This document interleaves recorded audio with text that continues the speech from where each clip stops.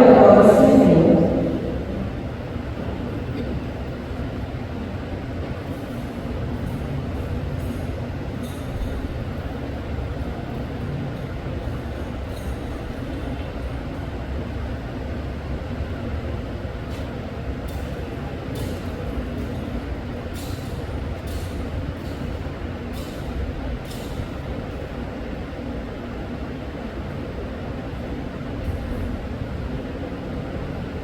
Naquele tempo, grandes multidões acompanhavam Jesus.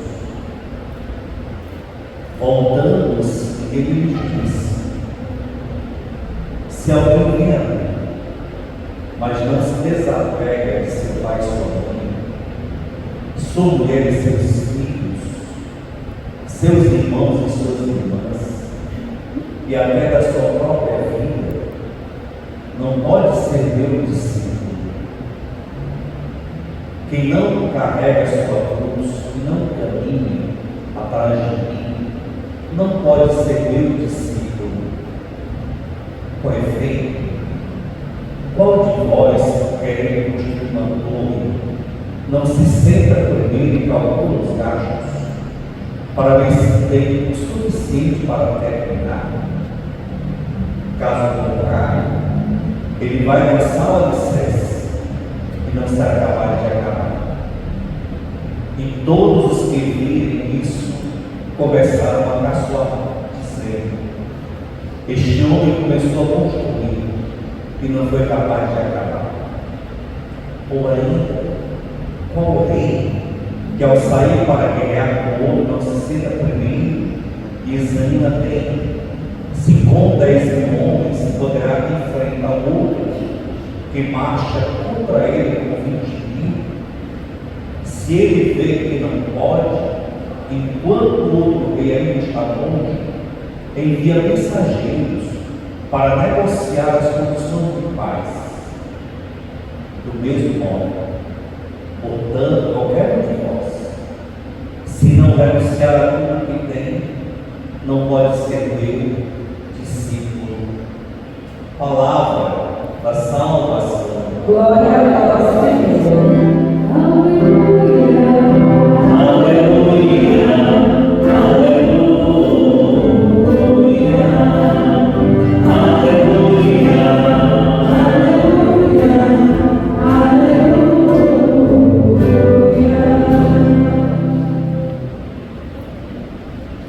Caríssimos irmãos e irmãs, domingo, dia da semana, e nós somos uma assembleia, e cada pessoa que aqui veio, cada irmão que aqui se encontra, se vê e deve se ver como vocacionado, com o chamamento de Deus. Por isso que quem vem é que se sente chamado. Quem vem é que se sente atraído, porque aqui tem uma força que nos atrai,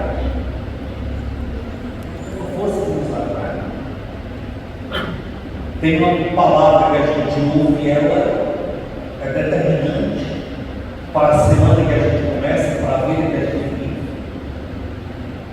Aqui tem uma mesa que você dela é convidado a participar. Basta estender a mão e a vida tu tens. Cada um tem. E este é o Deus da gente, que ao convocar o que é seu, renova a vida que é sua. Renova a vida que é sua. E esse Deus, ele pisou no chão. E pisando no chão, esse Deus, ele foi compreendido. E a gente ouviu no livro da sabedoria que nós não conseguimos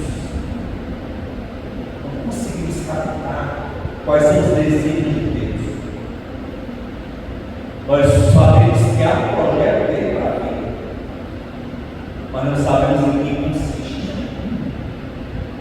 Não sabemos qual a força desse projeto. Só sabemos que é uma realidade.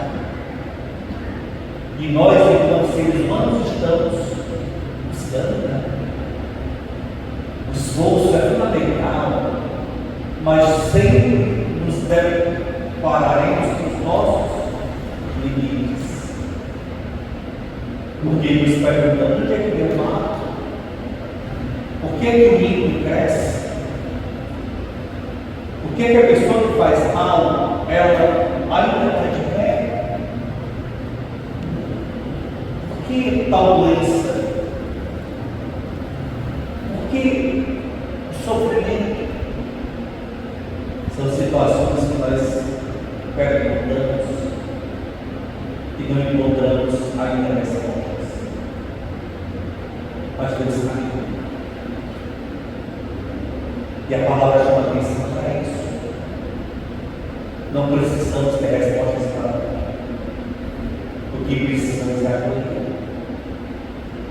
O que precisamos é acolher.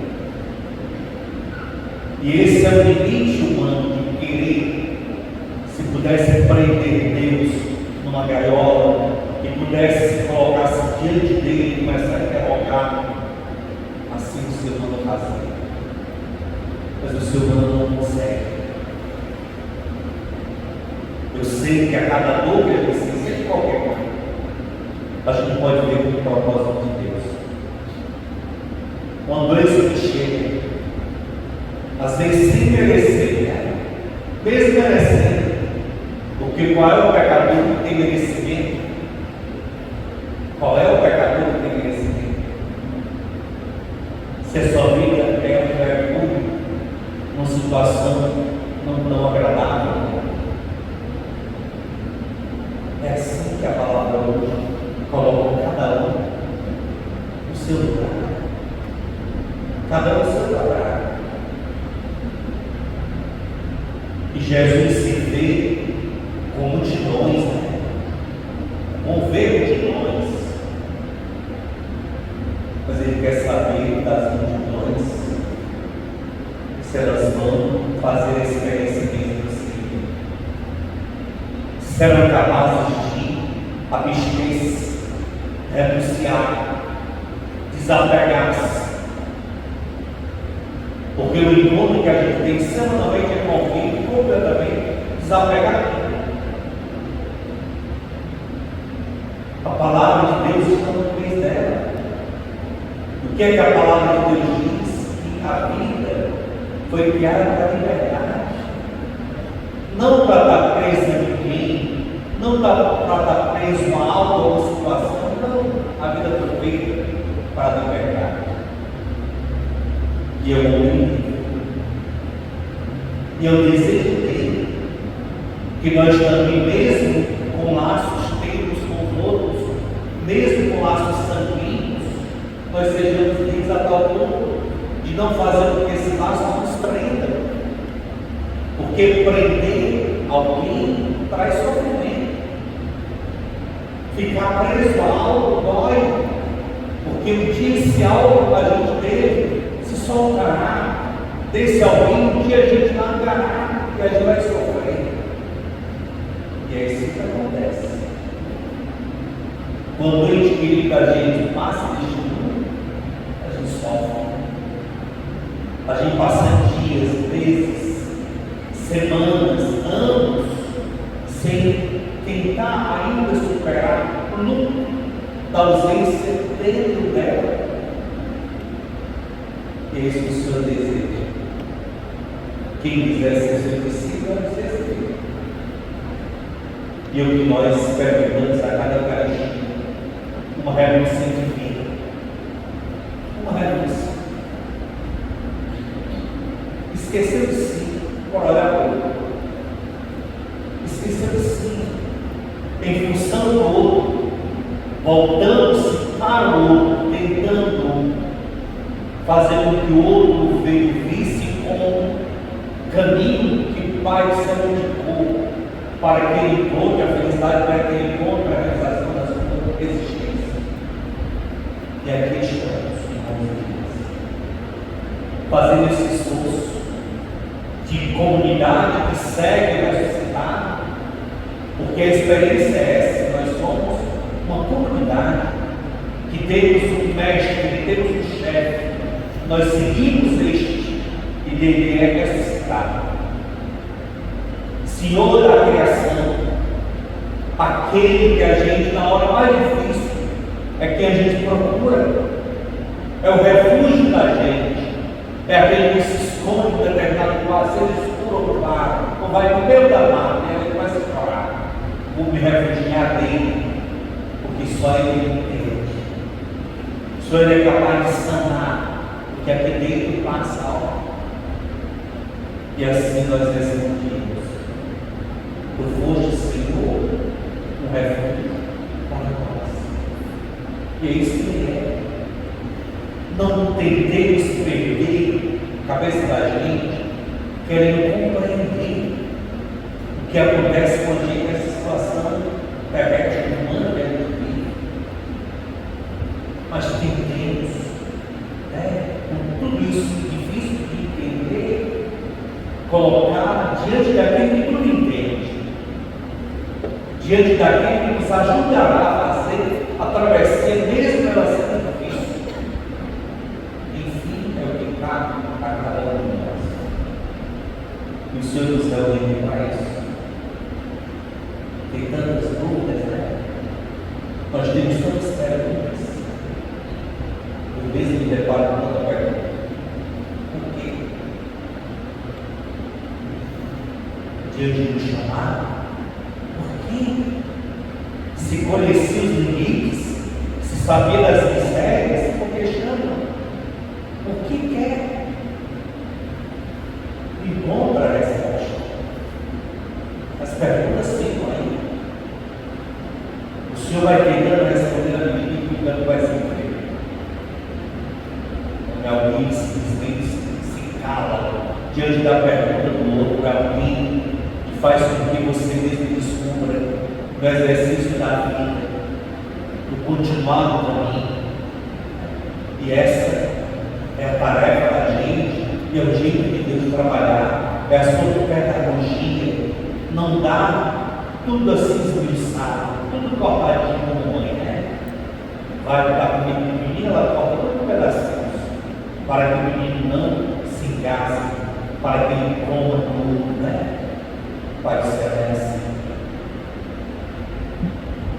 Então, que a celebração do domingo seja um louvor assim, como é, e deve ser.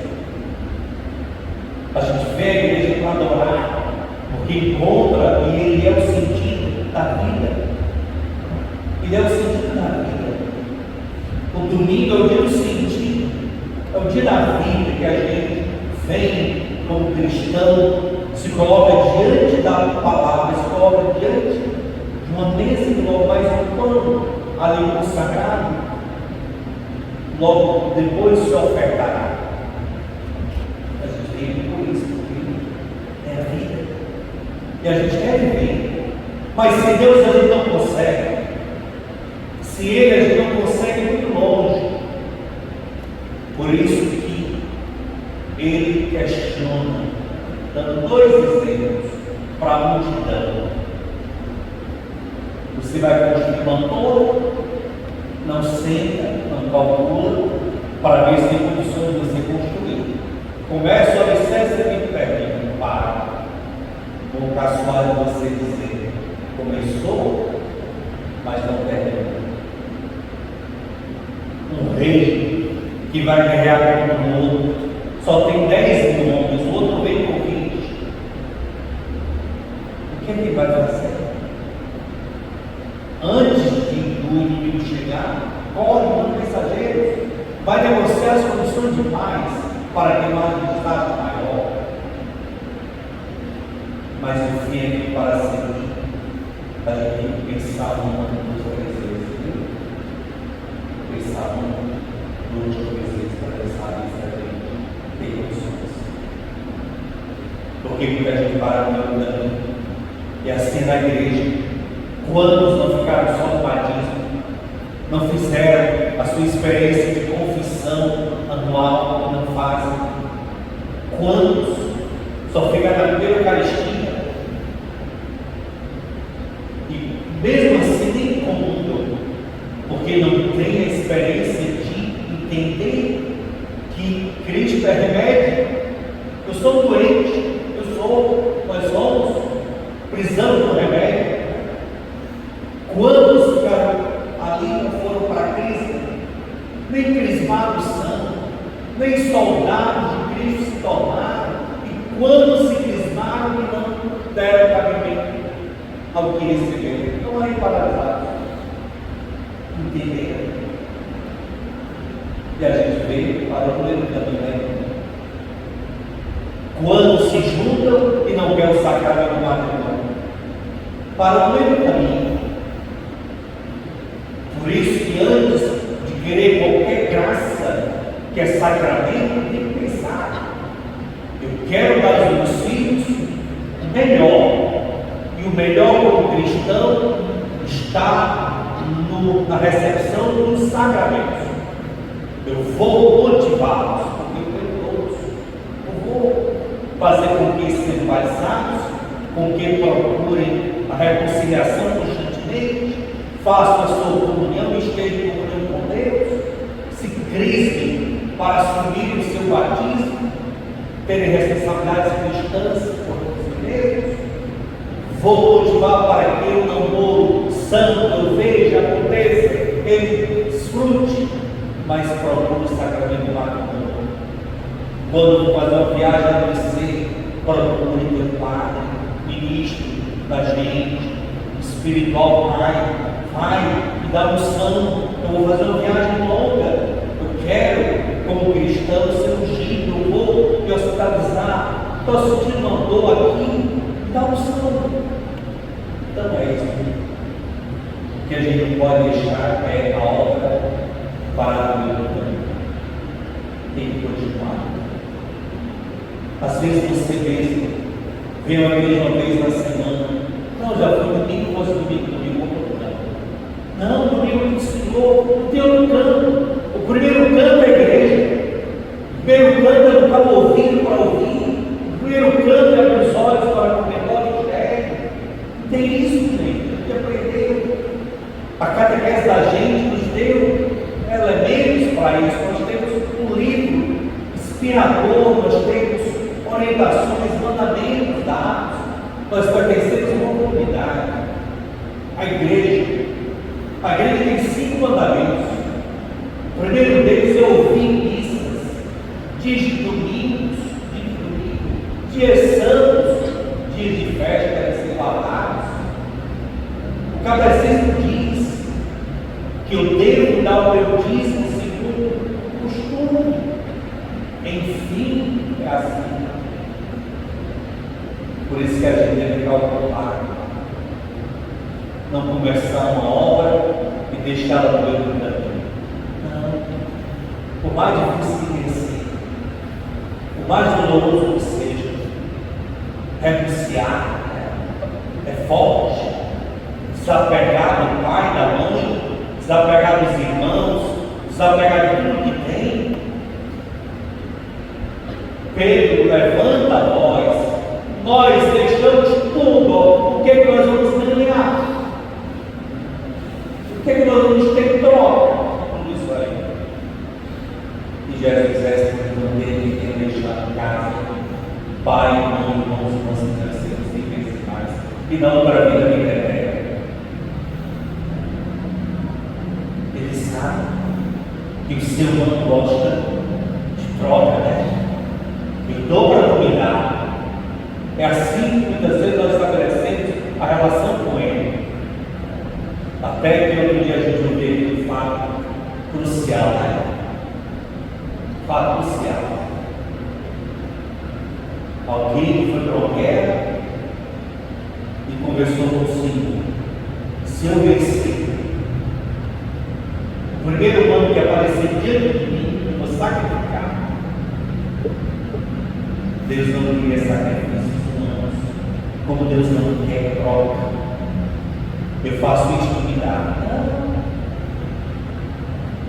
Não é nem uma boneca que a gente vai e troca o dinheiro do bolacha, troca.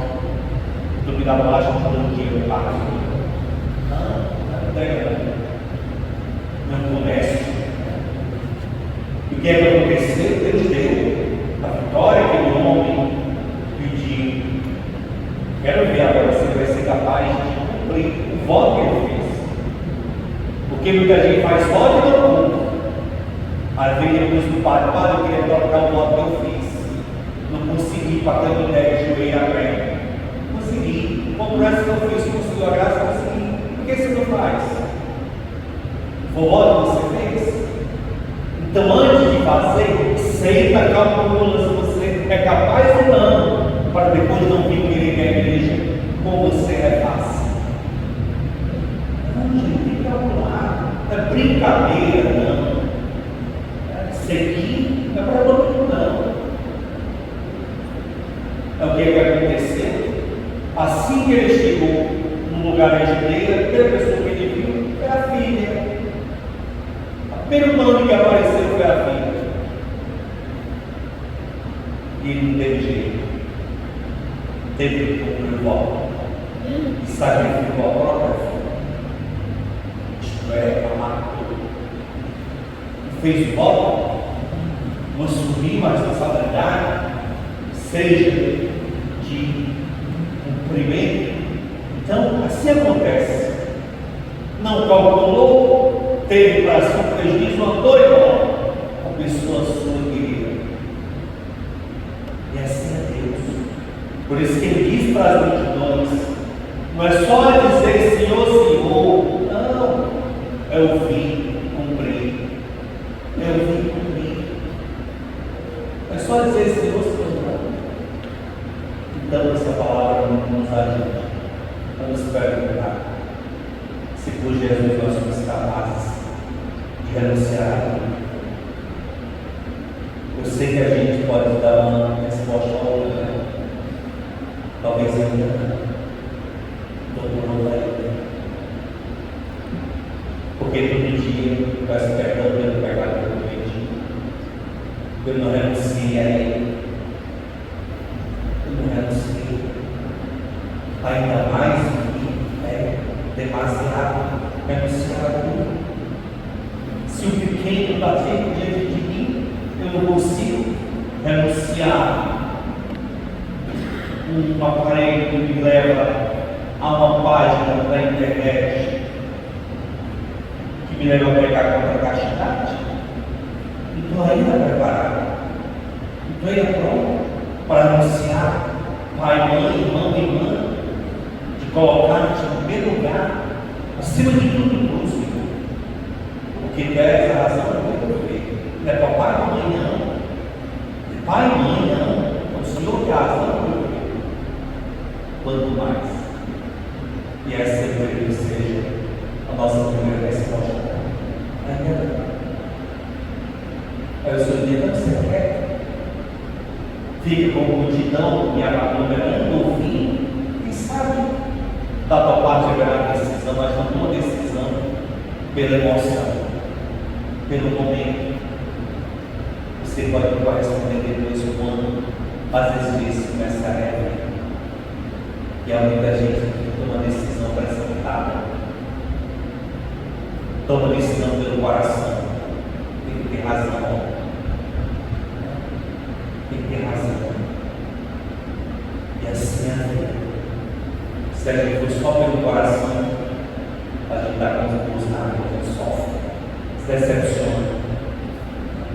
E quantas vezes nós pelo coração fomos pegos com os burros na água, não pensamos, não refletimos, deixamos o coração decidir.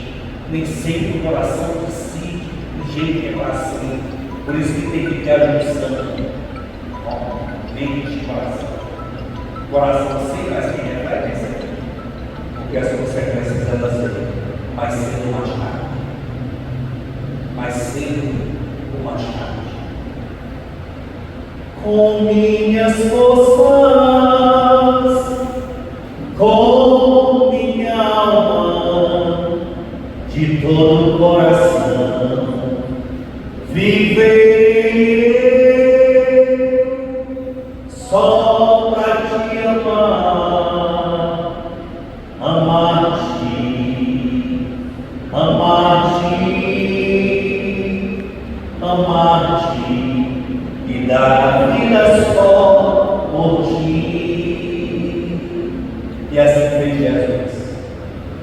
Por isso que no domingo É o dia da gratidão. Você agradece Ele. Deixemos que a gratidão transforme esse ser que a gente é, só por este feito dele. Com minhas forças, com minha alma, de todo o coração, viverei eu só para te amar, amar-te, amar-te, amar-te e dar a vida só por ti. Abre os teus lábios conosco, abre os teus lábios e diz o quanto você é grato. Gratidão, Pai, por este amor do Filho, o único Filho que nos destes para aqui, com todas as suas forças, que Ele desse a vida só por mim, só por mim, e pelos meus irmãos. Obrigado, Pai. Amar-te mais que a mim mesmo, amar-te mais que tudo que há aqui, e tudo que há aqui, seja o marido, seja a esposa, seja os filhos, seja os irmãos. Amar-te mais do que tudo isso é o convite. Amar-te mais que a mim mesmo, amar-te mais que tudo que há aqui, amar-te mais que aos meus filhos, amar-te cada vida. Vai pensando nos teus queridos, os meus irmãos são os queridos meus, meu pai, minha mãe, mas o meu amor por ti é maior e deve ser maior, porque não foram eles que deram a vida por mim. Esforços talvez façam para que eu tenha um sorriso, para que na hora da dor de mim esteja eles perto. Mas quem deu a vida por mim foi ti, Pai. Ti, Pai. Quem deu a vida por mim foi ti, Pai. Amar-te mais que a mim mesmo, amar-te mais que tudo que há aqui, amar-te mais que aos mais queridos, amar-te e dar a vida só por ti. Ai, se eu pudesse, você também, com minhas forças, com minha alma, de todo o coração, viverei eu, olha para a luz, só para te amar, amar-te, olha para a luz, olha para o nosso amor. Olha para o Deus, dá a vida comigo. Com as tuas forças, com toda a tua alma, com todo o teu coração, todos os amados, deu a vida por nós. Só para te amar, amar-te, amar-te,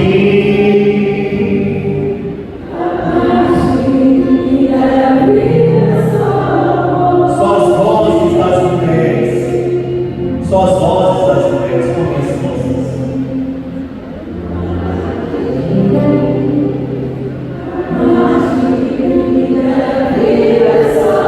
Só as mulheres cantam, com minhas forças,